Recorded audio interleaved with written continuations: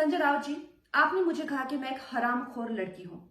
आप एक सरकारी मुलाजिम हैं, एक मंत्री, आप तो जानते ही होंगे कि इस देश में हर दिन नहीं, हर घंटे कितनी लड़कियों के बलात्कार हो रहे हैं, कितनी लड़कियों का शोषण किया जा रहा है, उनकी बॉडीज काट के ऐसी डाल के फेंक दी जा रही है, उनकी काम की जगहों पे उनको गालियां दी जा रही है, उनका अपमान किया जा रहा है, उनके खुद के पति उनके कान, नाक, मुंह, कान, जबड़े तोड़ रहे हैं। और आपको पता है इसका जिम्मेदार कौन है? इसका जिम्मेदार है ये जो मानसिकता आपने, जिसका भौंडा प्रदर्शन पूरे समाज के सामने, पूरे देश के सामने किया है, वो मानसिकता इसकी जिम्मेदार है। और इस देश की बेटी आपको माफ नहीं करेगी संजय जी। आपने उन सब महिलाओं का शोषण करने वालों को सशक्तिकरण किया है, इस देश की बेटियां आपको माफ नहीं करेंगी। और जब आमिर खान जी ने कहा था मुझे इस देश में डर लगता है, तब उनको किसी ने हरामखोर नहीं कहा, या जब नसीरुद्दीन शाह जी ने कहा था तब उनको किसी ने हरामखोर नहीं कहा। जो मुंबई पुलिस की मैं तारीफ करते हुए नहीं थकती थी, आप देख लीजिए मेरे पुराने कोई भी इंटरव्यूज, आज जब वो पालघर की लिंचिंग में साधुओं को के सामने वो कुछ नहीं करते हैं, खड़े रहते हैं, या एक लाचार बाप जैसे कि सुशांत के पिताजी उनकी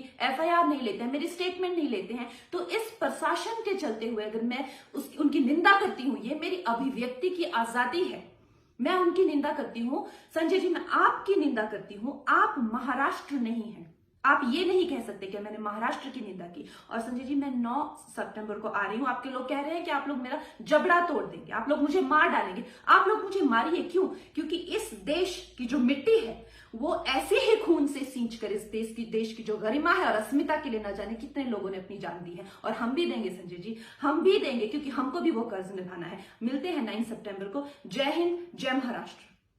शिवसेना नेता संजय रावत से जुबानी जंग के बीच सुशांत सिंह केस में मुखर रहने वाली बॉलीवुड अभिनेता कंगना रनौत को वाई श्रेणी की सुरक्षा दी गई है।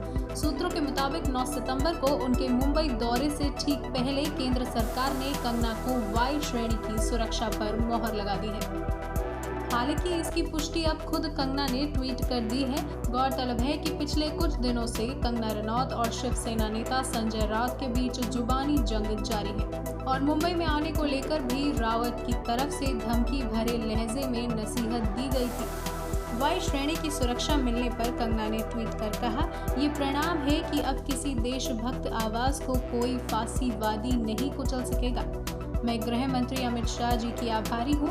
वो खुद चाहते तो हालातों के चलते मुझे कुछ दिन बाद मुंबई जाने की सलाह देते, मगर उन्होंने भारत की एक बेटी के वचनों का मान रखा, हमारे स्वाभिमान और आत्मसम्मान की लाज रखी। जय हिंद। गौरतलब है कि सुशांत सिंह की मौत के बाद कंगना रनौत बॉलीवुड के माफिया और गैंग के खिलाफ मुखर है। वे लगातार इस केस में मुखर रही हैं और सुशांत को न्याय दिलाने के लिए आवाज उठाती रही हैं। दरअसल संजय राउत और कंगना के बीच जुबानी जंग तब तेज हुई जब कंगना रनौत ने कहा था कि अभिनेता सुशांत सिंह राजपूत की मौत के बाद उन्हें मुंबई में असुरक्षित महसूस होता है।